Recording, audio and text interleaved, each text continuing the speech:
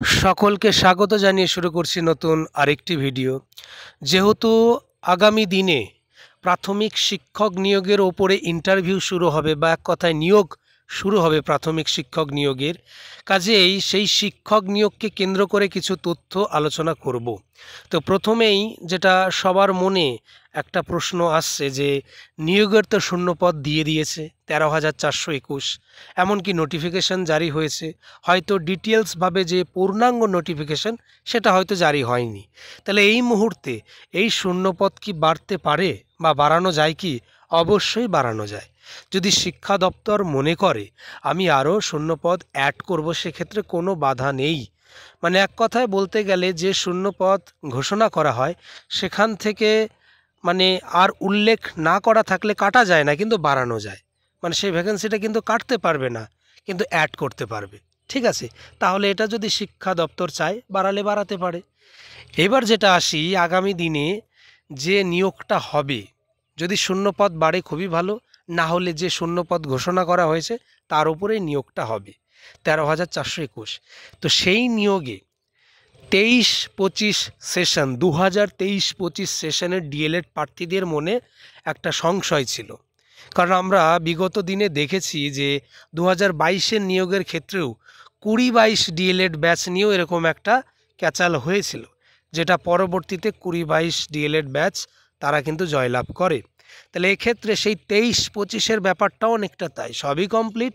এখন দেখা যাচ্ছে যে যে ফাইনাল টিচিং যেটা হয় সেটা কিন্তু কমপ্লিট হয়নি। তো তার বিজ্ঞপ্তি কিন্তু প্রকাশ করে দিয়েছে পর্ষদ থেকে। তাহলে এখান থেকেই পুরো পরিষ্কার হয়ে যাচ্ছে ব্যাপারটা, যে সকল প্রার্থীরা টেট পাস প্লাস 23-25 সেশনে ডিএলএড করছো তারা কিন্তু বসতে পারবে, এইটুকু গ্যারান্টি। কারণ এমনটাই কিন্তু পুরো পরিষ্কার পর্ষদের দেয়া নোটিফিকেশন অনুযায়ী।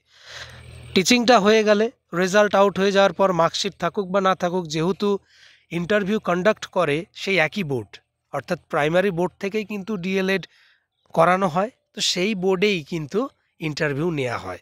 আর সেই দপ্তরেই কিন্তু ইন্টারভিউতে এখন ডাকা হয়, ডিপিএসসিতে হয় না। আর এবারও সম্ভাবনা নেই ডিপিএসসিতে হবার, কলকাতাতেই হবে। ঠিক আছে, কাজেই 23-25 ডিএলএড ব্যাচ যারা আছো টেট পাস প্রার্থী, তাদের কোনো চিন্তা নেই, তারা বসতে পারবে।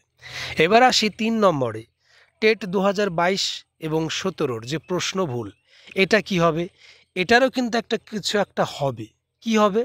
হয়তো যে সমস্ত প্রার্থীরা করেছে এই আবেদনটা প্রশ্ন ভুলের, হয়তো অনেকে পাস করতে পারেনি অল্প নম্বরের জন্যে। তো পাস করা না করা এটা পরের বিষয়, আগে প্রমাণ কতগুলো হয় সেটাই এখন দেখার বিষয়। আদতে যদি প্রশ্ন ভুল না থাকে তাহলে তার কোনো অসুবিধা নেই, আর যদি ভুল প্রশ্ন থাকে তাহলে কিন্তু এখানে আবার নতুন করে পাস করার একটা বিষয় থাকছে।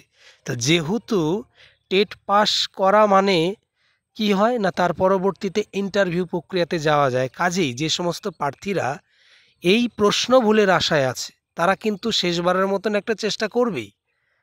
ঠিক আছে, আদালতে যেহেতু কেসটা চলছে, তারা কিন্তু চেষ্টা করবে যেন ফাইনাল একটা আউটকাম বেরিয়ে আসে এবং সেই আউটকামের ফলে তারা যেন নিয়োগে অংশগ্রহণ করতে পারে, এটা কিন্তু চাইবেই। কাজেই আগামী দিনে এই যে কেসটা রয়েছে প্রশ্ন ভুলের, এটার কোনো একটা বিষয় কিন্তু উঠে আসবে আদালতের তরফ থেকে। যদি সেখানে ফাইনাল জাজমেন্ট দিয়ে দেয় যে হ্যাঁ এতগুলো প্রমাণ হয়ে গেছে, তাহলে তারা বুঝতে পারবে। আর যদি মানে দেরি হয়ে যায় সেক্ষেত্রে কিন্তু বলা যাচ্ছে না, দেখা গেল জাজমেন্ট হলো না, আউটকাম কিছু বের হলো না, সেক্ষেত্রে নিয়োগ শুরু হয়ে যাবে। ততদিনে কিন্তু এই প্রশ্ন ভুলের এই ব্যাপারটা নিয়ে কিন্তু থেমে থাকবে না। হ্যাঁ, এবার যদি স্পেশালভাবে যদি কোনো কিছু অর্ডার দিয়ে বসে যে না প্রশ্ন ভুল মামলা দেরিতে যদি মিটে এদেরকে তবু নিতে হবে, সেক্ষেত্রে তাহলে নিতে হবে। এটা পুরো ডিপেন্ড করছে আদালতের ব্যাপারে, আদালতের উপরে নির্ভর করছে। ঠিক আছে, এবার প্রার্থীরা কিন্তু চাইবে যে তারা যেন এই নিয়োগে যাতে বসতে পারে, সেই জন্য আমি বলছি প্রশ্ন ভুলের ব্যাপারটা কিন্তু এখনও বোঝা যাচ্ছে না কি হবে না হবে, তবে কিছু একটা হতে পারে হলেও, যেহেতু নিয়োগের নোটিফিকেশন এসে গেছে। এবার আসি 4 নম্বর পয়েন্টে, বিএড প্রার্থী হিসাবে যারা টেট পাস করেছিল বা পরে বিশেষ করে এই 23-25-এ অনেকেই ডিএলএড করেছে। ঠিক আছে, তারা কি করবে? ঠিক তাদেরটাও সেই একই রকম, অর্থাৎ প্রশ্ন ভুলের মতন। তারাও কিন্তু চেষ্টা করছে যে এই নিয়োগে যেন তারা বসতে পারে। তাহলে সেই হিসাবে এই বিএড প্রার্থীদের ওপরে যে কোর্টের যে অবজারভেশন সেটা কি থাকে সেটাই এখন দেখার বিষয়।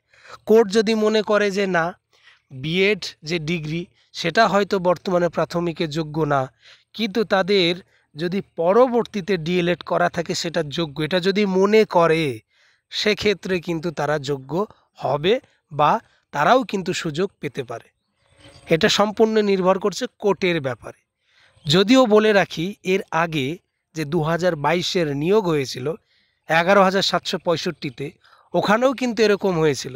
অর্থাৎ একদিক থেকে যেমন ইন্টারভিউর জন্যে আবেদন শুরু হয়েছিল, আর অন্য দিক থেকে কিন্তু প্রচুর ক্যান্ডিডেট এরকম কোর্টের মাধ্যমে জয়লাভ করার ফলে তারাও কিন্তু অংশগ্রহণ করতে পেরেছিল।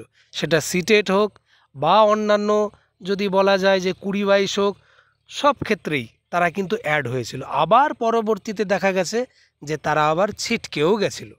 তো এটা কোর্টের ম্যাটার। কোর্টের ম্যাটার মানেই অনেক রকম দীর্ঘ মেয়াদি একটা সময় চলে যায়, এটা পুরোপুরি বোঝা যাবে।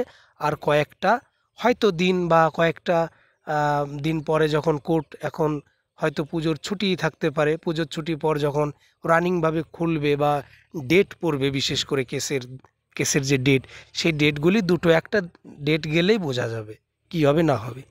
এবার আসি 5 নম্বর পয়েন্ট, 20-22 আর এনআইএস ডিএলএড প্রার্থীদের মেধা তালিকা।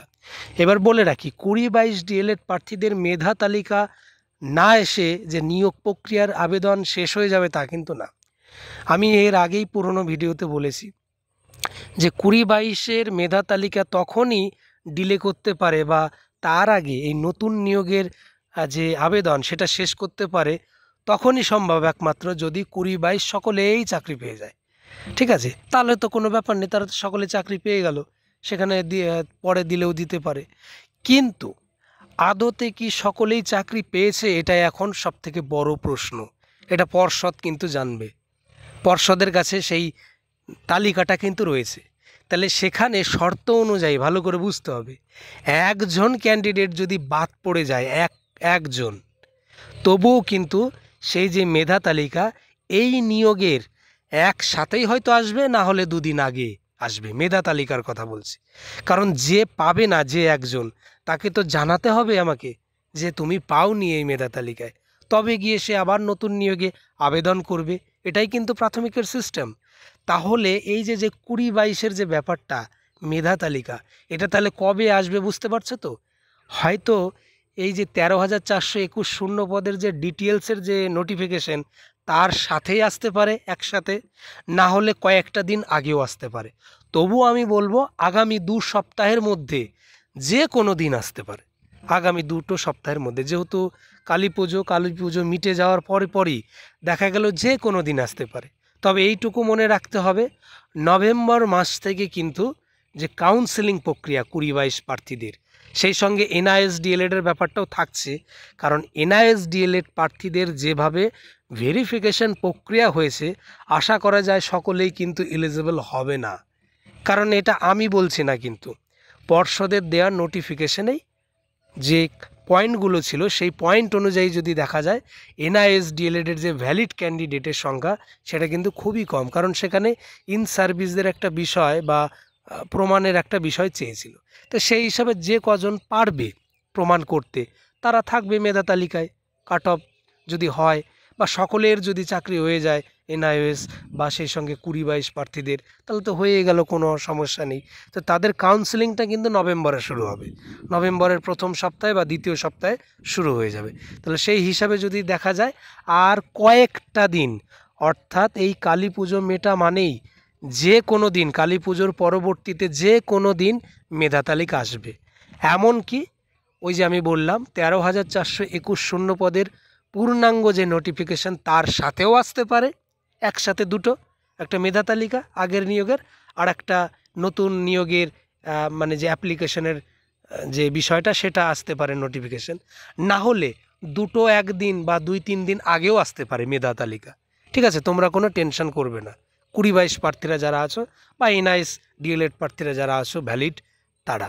ঠিক আছে, তাহলে এই ভিডিওতে মোটামুটি আমি 1 থেকে 5 পর্যন্ত যে পয়েন্টগুলো আলোচনা করলাম, আশা করি এটা তোমাদের উপকারে আসলো। কারণ এখান থেকে তোমরা বুঝতে পারলে যে শূন্য পদ বাড়বে কিনা, বাড়ানো যায় কিনা। অবশ্যই, কেন বাড়ানো যাবে না, বাড়ানো যাবে।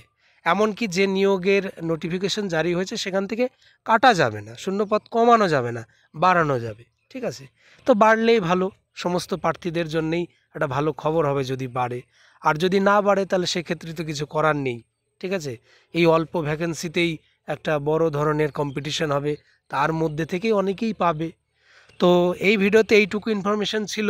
এবার একটা রিকোয়েস্ট করব, অনেকেই আমার এই ভিডিও দেখার পরে সাবস্ক্রাইব করে না, কারণ ভাবে যে আমি মুখে বলে ভিডিও করি, কিন্তু আমি যে ভিডিওগুলো করি বিশেষ করে ভিডিওগুলো অনেকটা মানে কি বলবো, ডিটেলসভাবে বানাই বলে ভিডিও শেষ পর্যন্ত না দেখলে কেউ কিন্তু বুঝতে পারে না ভিডিওর বিষয়টা।